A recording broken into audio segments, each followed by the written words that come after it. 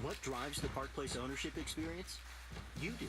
It's a commitment to making every visit exceptional and personal with a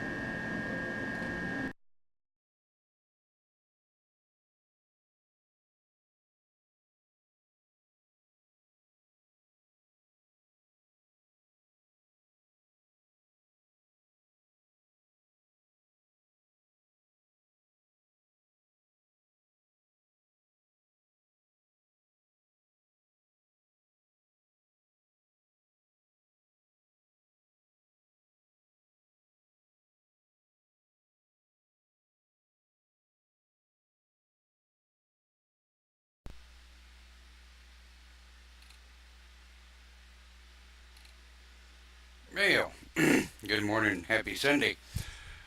We are Open Pagan Church and we are live, such as it were. And yes, my voice has gone to hell in a handbasket.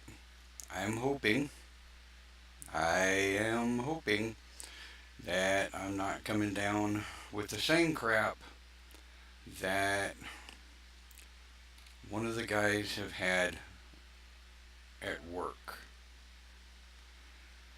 Oh, crud. Alright, who thinks I have an echo? Let's see. Anybody else hearing an echo? Picking up on an echo?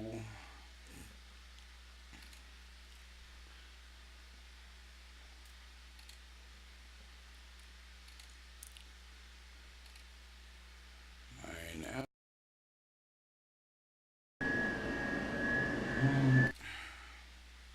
Okay. Alright, are we still getting an echo? Testing, testing. Testes, testes, testes, 1, 2, 3.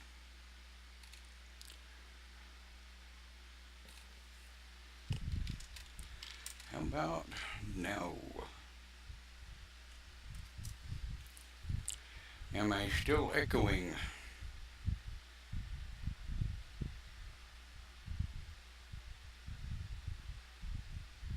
Yes, they say. Right, desktop audio. Alright. How about now? Am I echoing now? Hell, this is crazy. I have to spend the first 5 minutes just troubleshooting where a sudden echo is coming from. Better, they say. Alright. Much better, they say. Alright. So we're going to go with it then. Going to minimize all the troubleshooting stuff, get it out of my way. Alright, everybody says better. Hopefully the echo will clear up. Let's try.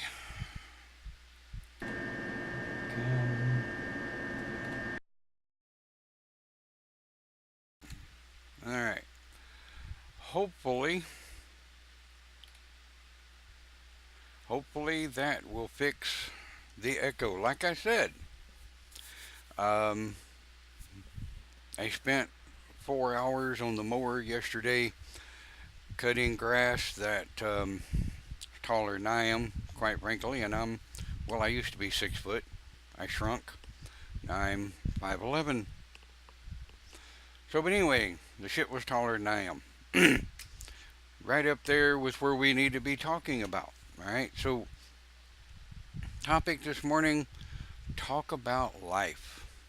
Well, we're going to talk about life, alive, and living. I looked at the screen over here because I've got the definitions pulled up. We're gonna first talk about the society definitions of the phrases and words, and then we're going to talk about my pagan philosophy on the 3 different terms or words, as it were. We're going to get through this. Got hot coffee. Hopefully that'll help.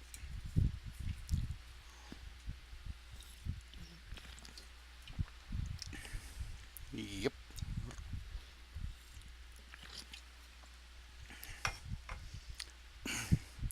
Had to pick on my boss this morning.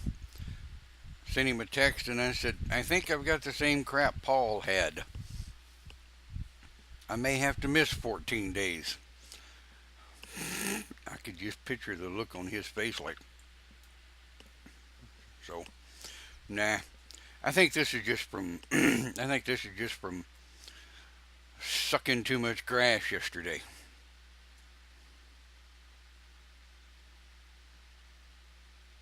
Boy, that could be taken all sorts of wrong ways, couldn't it?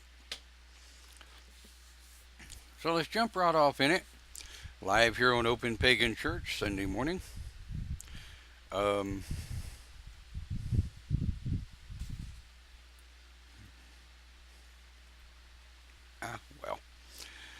So, what is life? What is being alive? What's living? Well, therein lies where the debate starts, I guess, or the dialogue starts among people of what it means to them, what life means to you, what being alive means to you, and what living means to you. So many people these days, we've done broadcast on human mortality. We've done broadcast on handling death and dying. We've done broadcast on handling, what happens when things and people that we love die around us. But I've never actually done a broadcast on life, being alive, and living. Because you kind of might assume, or presume, if you will, that People just know what being alive is. People just know what living is. People just know what life is. Well, let's start with the socially accepted definition of life, right? I tend to use the Merriam Webster dictionary, which has been around since Moby Dick was a minnow, and it's a good go to for what a word or a phrase means that's used by society. So let's check it out, shall we? Right, life, right? Life. What is life? Well, the dictionary says the quality that distinguishes a vital and functional being from a dead body. Also says a principle or force that is considered to underline the distinctive quality of animated, I think that should be animated beings. And then here's where we get into the more um, orgasmic, right? Organisms and such. An orgasmic state characterized by capacity of metabolism, growth, reaction to stimuli, and reproduction. Right. Cindy says life is living and breathing. Well, we're breaking it down a little more than that, a little deeper than that. Um, Clint says his daughter gave him the crud that's going around. Well, Clint, hope you feel better, bruh. Definitely. So, that is the society defined definition of life. What about alive? Being alive. What about being alive? Having life, not dead or inanimate. Well, that's always good. Still in existence. Force or operation. Keep hope alive. Still active in competition with change of victory. Must win to stay alive in the playoffs. I think that's more of a saying than an actual definition, if you will. I think they're using different phrases of being alive. Well, let's say that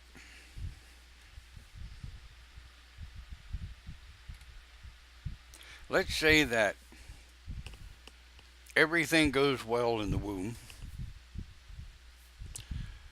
Let's say we pop out into the world, such as it were. I'll probably get slapped for that one. But we pop out into the world and we're a laughing, crying, bouncy baby full of mischievous and chaos and running amok. Right? So, humans give birth to life. Everything works out right. Pick them up, pop them on the butt. They start crying, they clear out the lungs, it's all good, right? Everything goes well. Now, the baby begins to be alive. They're alert, becoming alert. They're beginning to notice things around them. Their senses, even though their eyes are not necessarily completely open yet, and when they do open, they're still not quite focused. Everything is still kind of hazy, but they're picking everything up. They're hearing, assuming everything goes right, and I'm not going to say this through the whole broadcast. Our presumed assumption when talking about this is everything went well. Okay, because some ding dong will come up with, well, what if everything goes bad? Well, this is a positive, upbeat broadcast. I'm hoping to have no negative in this broadcast. So there you go. Welcome to Open Pagan Church. And a very crotchety sounding old pagan minister sitting here. I sound like a frog. Knee-deep, ridip. Is it knee-deep or ridip? Or is it knee-deep in ridip? Anyway, I digress. So, comes out. There's a baby. Everybody loves a baby. Till you have to raise it and you can't give it back. There's no refund. There's no return. It comes with a no refund sticker on the forehead.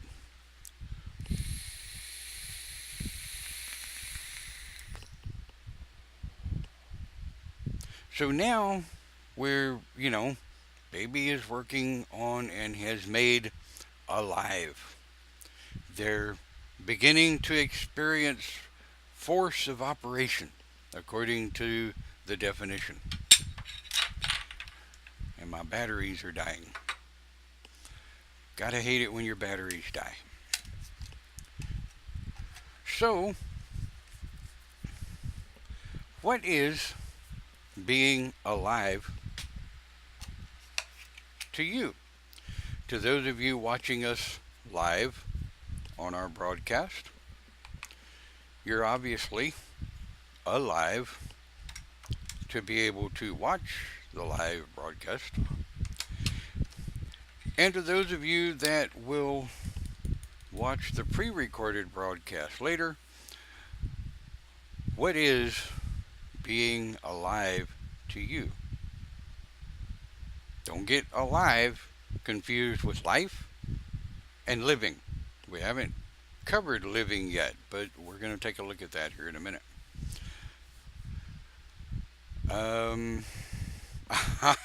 I'm with Cindy. Waking up in the morning. Clint says, I'll watch this later. Absolutely. I hope you feel better, bruh. To me, being alive is, yes, waking up in the morning. Part of being alive, not all of it, but part of being alive is being able to get my ass out of bed in the morning and still move under my own power.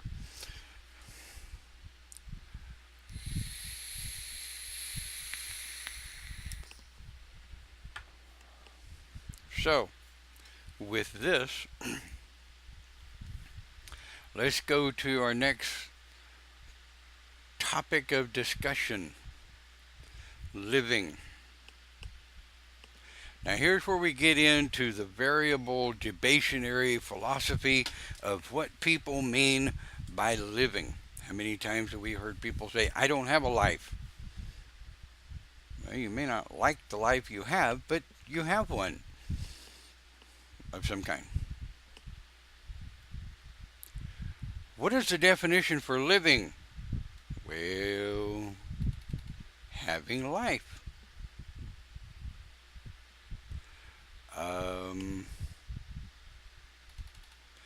Exhibiting the life or motion of nature. Living. The wilderness is a living museum of natural history. Nia Jor, or whatever that is. That's an interesting phrase to put with it. Full of life or vigor. Vigor. I like that word. Another phrase, true to life, televised in living color. So, living is the action of life, right? Drum. Cindy says drum. Right there with you. I'm going to claw my eyeballs out of my head. I'm going to take my eyeballs out. I'm going to scratch them really, really good with sandpaper so they don't itch no more, and I'm going to pop them back in the socket. How's that for a visual? Right. So, I forgot to flip the screen over there. So, if you want to take a look at these definitions, right, of course, you can go to, hell with it. I'll copy and paste it and put it in the chat area.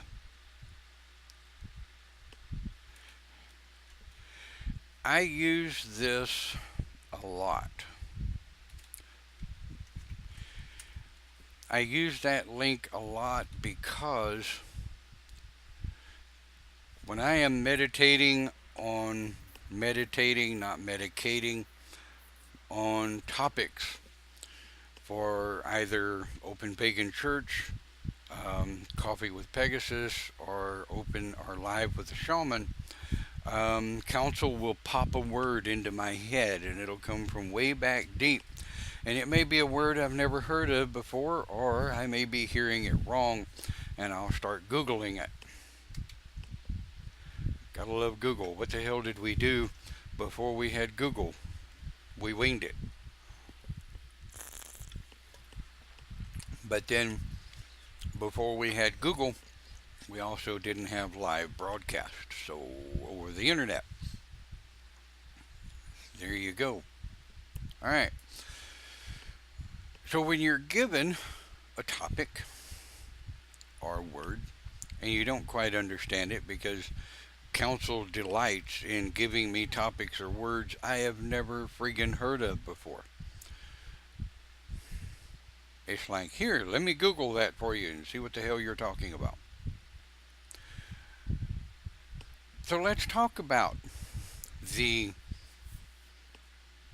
understanding of life, the act of being alive, and the momentum of living. Now here's where we get into so much of the different variables and interpretations of the words and the phrases. Of course, to me, life is the beginning. In order to begin, in order to be alive, in order to live, you first have to start with life. Like I said, you come out of the womb, you come out of the egg, whatever the hell it is you come out of, everything goes well. You begin to form your philosophy, your ideas, your thoughts, your perceptions, your understandings of life. You begin to think about in your own way, and it may not be in these terms, but you're beginning to understand what it is to be alive. You're breathing, which is something you didn't necessarily do in the womb. You didn't breathe. Breathing was done for you. You didn't eat by the understanding of eat as a living being. You didn't ingest nutrients. You hadn't learned how to smoke yet. Although they have proven that if your parental figure, the one who gave birth to you, smoked, drank, did drugs, or anything of that nature that was ingested into the body, you would come out with a preconceived idea of what that is. Because everything that the mother takes in circulates through the fetus, and when the fetus pops out, All that stuff is already there. Now, that's science. I'm not going to get into science. I'm mostly talking about perceptions and philosophies today on Talk About Life.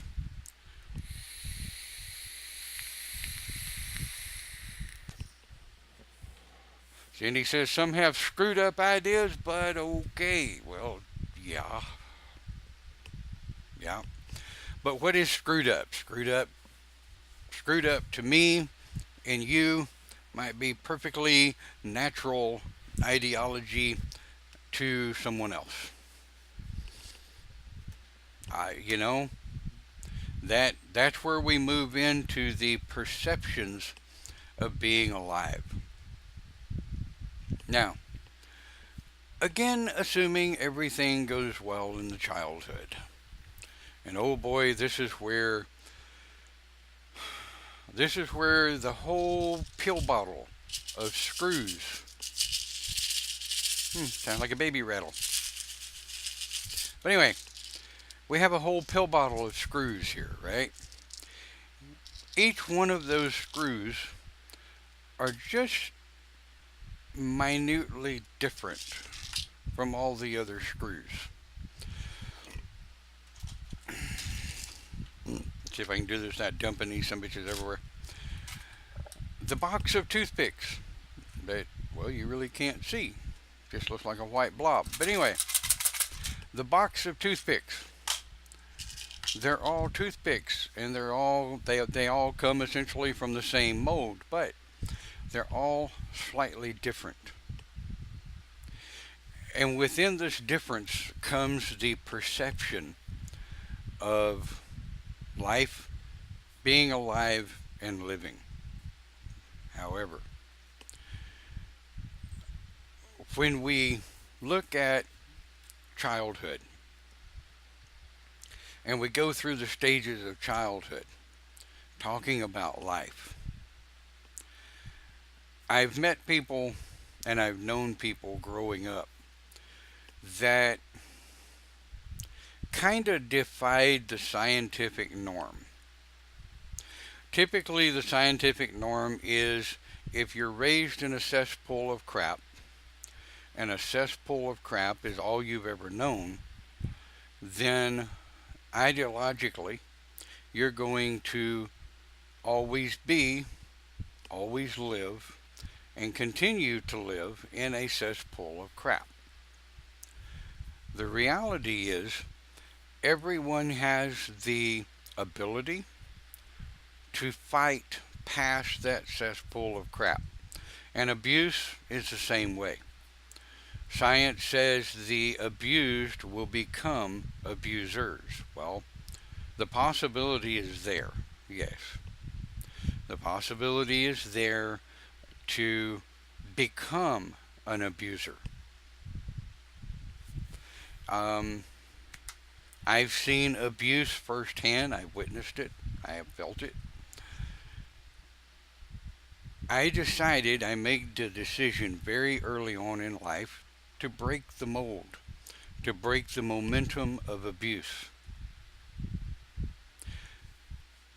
The gene is there, the training is there, the philosophical youth programming is there to be an abuser. But I made the decision, I made the conscious choice to not be what earlier adults prior to me were. I made the decision to do things a little differently. Good, bad, or indifferent. You make the decision in living, right? The decision was made for you about life. You had no say-so whether or not you were given life. And you had no say-so when you came out of the womb that you were alive. Whether you came out of the womb or the egg, I don't care. But when you came out, you were alive. By definition. Now, from now on, right? From life to death, you are living. You are motion, you are feeling, you are thinking, you are hypothesizing, assuming everything went well. We're not talking about people with disabilities or anything else. We're talking about typical, standard, everyday human beings. And we're talking about life of these typical, standard, everyday human beings. Thought I better make that clear. So, it's in that life and living that we have to make decisions, right, wrong, indifferent, um, caring, not caring, could really care less to do either. But all of that is living. Now,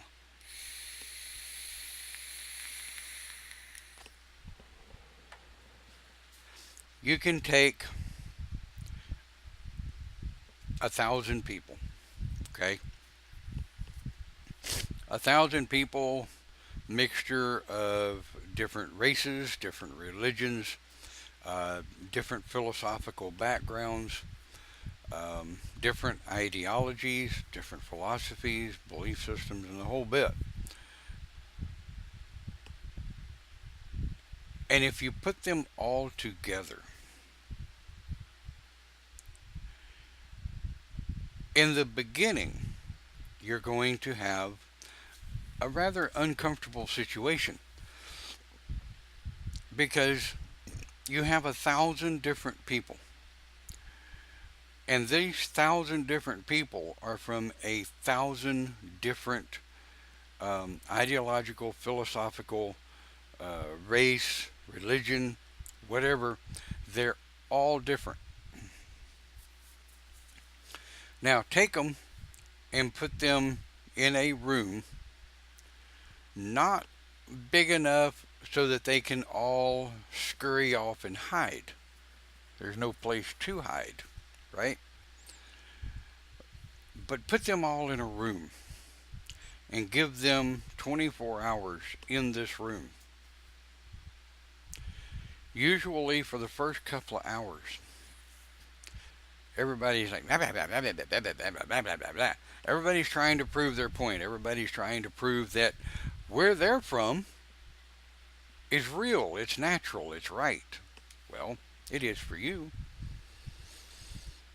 But over time, this 1,000 people,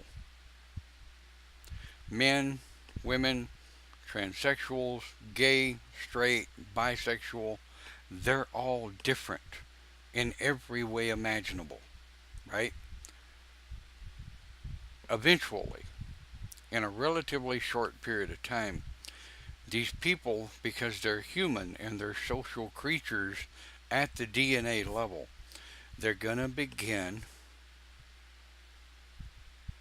to try to find a way to get along. If you don't introduce competition, and if you don't introduce survival, right? The only thing the only thing you have to deal with is the social being, the human being. Restrooms are provided. Unisex restrooms are provided. Let's say there's 4 bathrooms and they're not listed, man and woman, male and female. You have showers, and each shower is behind its own closed door. You with me so far? So let's make this right. We have 100 bathrooms, right? Unisex. We have 100 showers, right? Unisex. Each bathroom, each shower is behind its own closed door. You have no, you separate male and female. Food is offered, they get a menu, they're not required to pay for it. So everything that could introduce competition, social anxieties, right, and ideological, philosophical uh, issues that are brought forward by their society, right? What you have is 1,000 living human beings in a relatively large enough room so that they can communicate. So you've removed the social stigmatas. Eventually, as living, breathing human beings, these people will figure out a way to get along. It's been proven time and time and time again. So,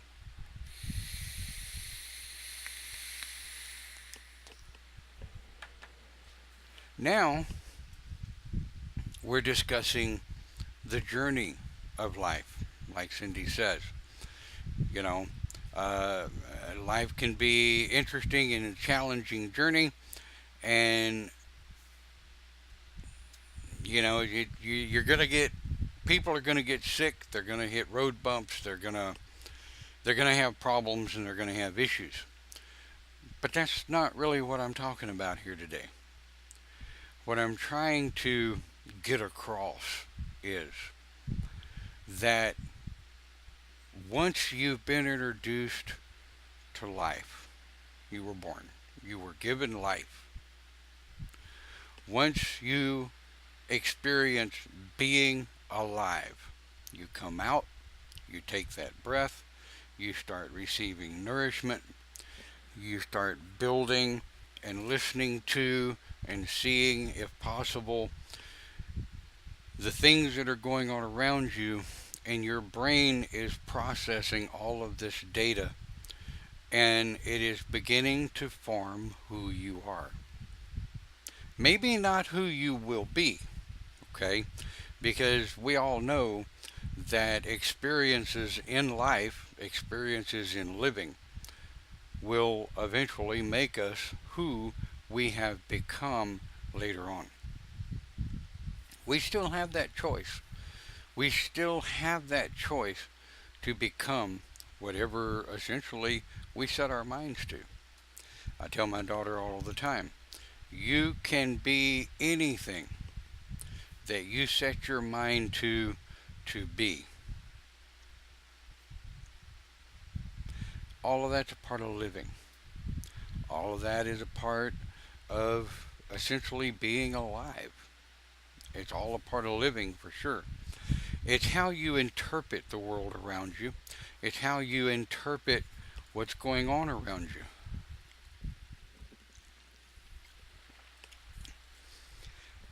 It's how you interpret the things that people say to you, do to you and with you, and really importantly, how people act and react around you. All of this can determine the type of living that you're going to do. But it's so easy on the flip side. It's so easy to talk about death and dealing with it and how you work through it and what you do with it. But when it comes to being alive and living, there's not a whole lot that you can say, is there? We covered life, we covered being alive, and we pretty much covered living. Now, anything past that is philosophy, interpretation, feeling, understanding action and reaction and momentum.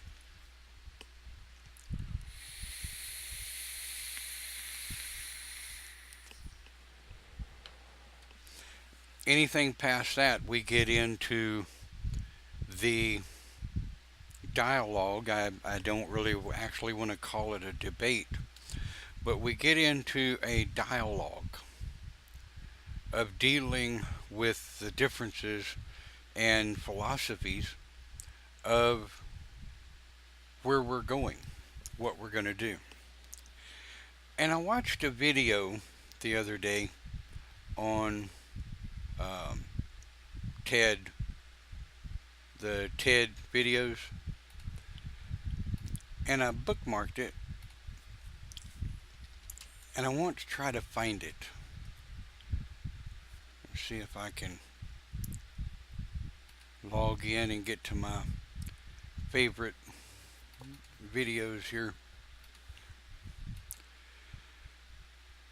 I really like um, TED the TED videos because they kind of give you an insight on people's ideas. Yeah, here it is. So I want to share this with you. It's 15 minutes long. I think it's worth a watch. I did post it on my Facebook. But I do want to share this with you because these two women talk about their lives and how different their lives are and how they have the dialogue but not the debate of the differences of their lives. So I'd kind of like to share this with you. Um, I don't think we're going to play the whole thing because I don't want to take up that much of Open Pagan Church for it. But this really does have a lot to do with being alive and living. Because being alive and living, you have friends or you have acquaintances, people that you communicate with. And you have to be able to understand that in life, in living, if we spent every day angry and if we spent every day looking at how to destroy others, maybe we need some help. I'm just saying. So I'm going to see if I can get this to play for you. And put your comments in the chat area for sure. I'd like to see them. We're going to watch a few minutes of this and see what comes up.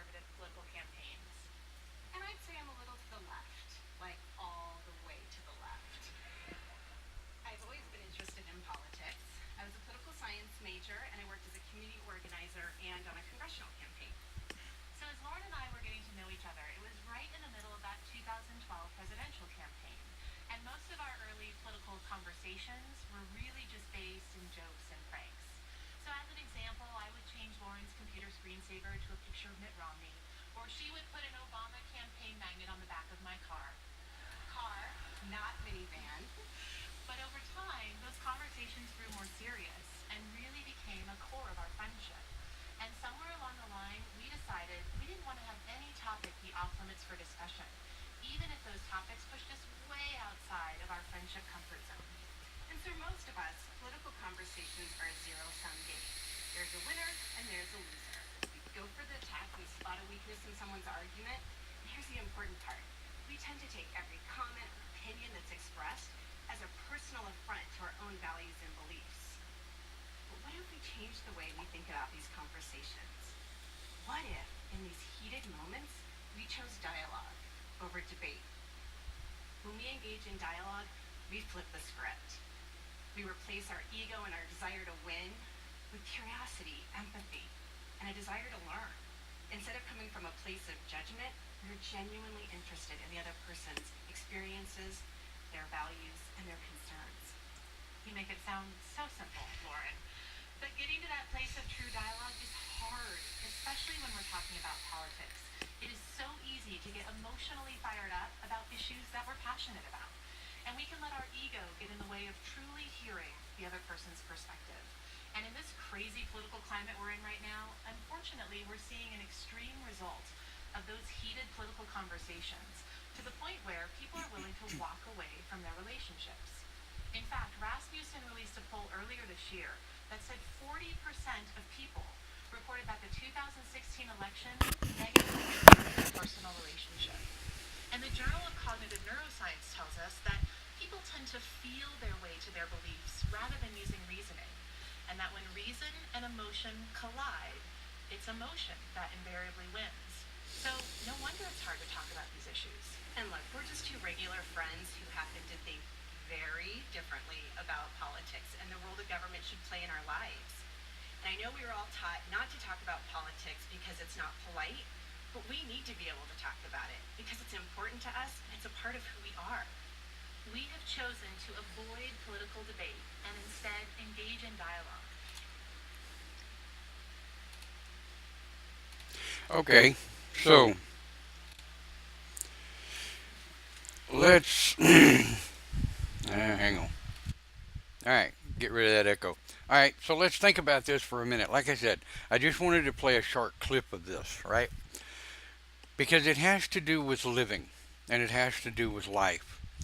The interpretation of one's beliefs and ideas and political rhetoric, whether it's to the left or to the right or down the middle, life and living, being alive, interacting with other living creatures. It doesn't make any difference how close you are, how much you love each other, how much of a close knit friendship and relationship you have in your life. You have to realize that when you're living in a society relationship with other people, you're going to have thousands of different variables, which is why I came up with the explanation of 1,000 different people in one room. They can't leave. Well, Mother Earth, this planet that we live on, is one room. We can't leave. All right, we can go to the moon. We can send astronauts up in Earth orbit. We can send spaceships. You notice I haven't said people yet. We cannot yet send people to Mars. But even still, if we could send people to Mars, you're sending human beings to Mars.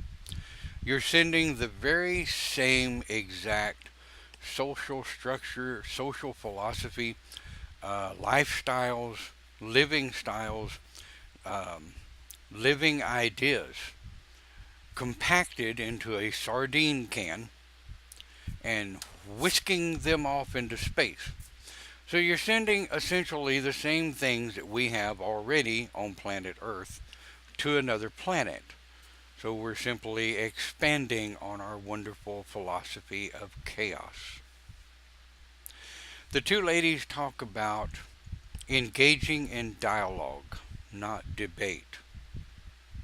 In a debate, They're in a debate. You want a winner and a loser. Typically, in a debate, you're hatching out your thoughts and your beliefs to each other. And again, like the lady said, it quickly can become overridden with emotion. So many of us, myself included, conduct most of our living with emotion. We are an emotional species, humans. We're very emotional. I wouldn't know anything about emotions. I am calm, cool, and collected at all times. Emotions never conduct my actions, and I never get angry. Bullshit. Anyway, I digress. But in living a life, right? And this is what our next segment's going to be about. Living your life as positive and as forward thinking as you possibly can. All right? So these two ladies discuss their idea of compounding their differences and putting them into dialogue, having a good sense of humor about it. One lady said she kept changing the other lady's desktop wallpaper to something, and the other lady would put magnetic stickers on the back of the other lady's car, matching her political uh, thoughts. And they both said so much of everything they are aligned in parallel. She showed in the two circle graphs where the two circles overlapped. One lady hated camping, the other lady loved it. One lady chose one form of politics, and the other lady chose a different form of politics. But everything else in their friendship was parallel. So, in living with people, in living with friends, and understanding uh, friends and friendship, there's give and take. And as emotional creatures, we tend to want things to go our way. We want things to go more to our way of thinking so that we are more comfortable and in our comfort zone. Now, as in when we're talking about comfort zone, we're talking about things that things that make us happy. Things that we think will make us happy. And what makes give me that. I wrong button. Goodbye. Things that make me happy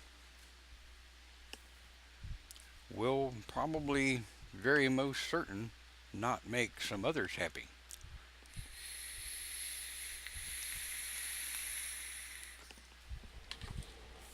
So living is a juggling act, right?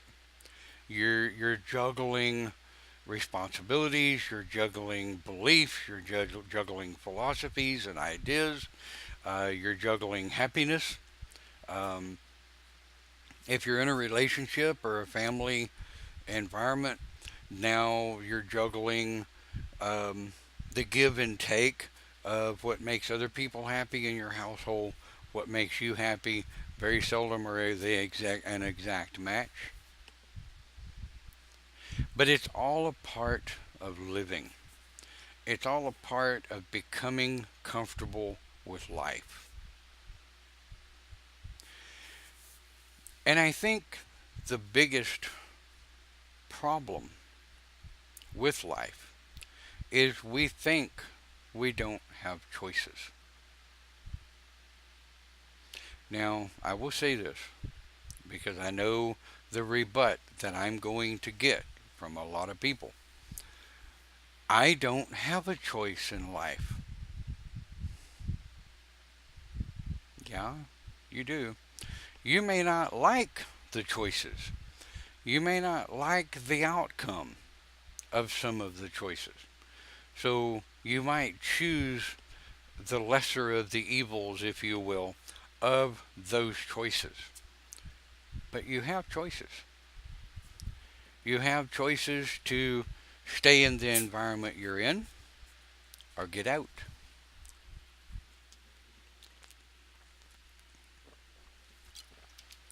The illnesses that attack you or might attack you as a human being,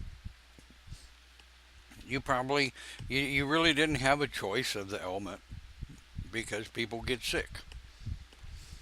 Um, I promise you, I definitely would not choose the choice of having allergy issues from living in North Texas. If I had the choice, I damn sure would choose not to have them. But you have choices. You have choices of how to deal with your ailments. Your ailments, once you get them, you can make the choice to wallow in self pity, which most of us do for a bit because we feel like it's an attack. Or you have the choice to fight it. And you get tired. You get tired of the pain, you get tired of the rhetoric, you get tired of the bullcrap of having to fight being sick. I get it. I do. But you're making the choices of life on a daily basis. You're making the choice as to how to deal with friends, how to deal with family, how to deal with jobs. Oh boy, I make that choice all day, every day on my job. I have to make choices whether to tell people to go get screwed or if I just deal with it and go on. Because I know there are some things that I can't change. And that does come back to the serenity prayer, right? Whether you're Christian, pagan, Muslim, Jewish, whatever god or goddess or gods or goddesses that you appeal to, it all comes down to the same. Help me change the things I can. Help me accept the things that I can't change. And please grant me the wisdom to know the difference. Living and life and being alive becomes a choice. You had no choice when you were born. You didn't have a decision in that. You didn't have a decision in being alive after you were born. You had no choice in that. Living, on the other hand, living, there is choices. Granted, 1, 2, 3, 4 years old, you don't have a whole lot of choices because you're still learning right from wrong. You're trying to understand what these big people standing around you are talking about. You know, you walk up and the parental figure is messing with this thing called a stove. Food comes off of that stove, nourishment, things that taste good. So your mind begins to produce the thought of hunger comes from that thing. And the other thing over there with the big doors on it, the refrigerator. Food comes from these things. I want food. So at 3 and 4 and 5 years old, you want in life, you're learning right and wrong. So you want to go for that food. But your parental figure, when you reach up for the stove while the parental figure is preparing your food and it's hot, so they pop that little hand. No, hot, burn you, hurt you. So you learn, I hope, that that thing is called a stove or an oven or a cook plate, a hot plate, whatever you use. And the parental figure has taught you that that's hot. Don't touch that. So that's part of living. That's part of being alive. Learning, making choices of right and wrong, making choices of where you're going to go with what you need to do. And all of that really truly has nothing to do with paganism or Christianity. It has to do with being human. So that's a part of living, making choices. And we make these choices every second of every day.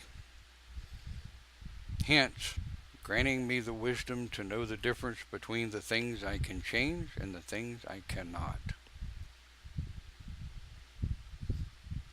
So, we've talked about life, being alive, and living.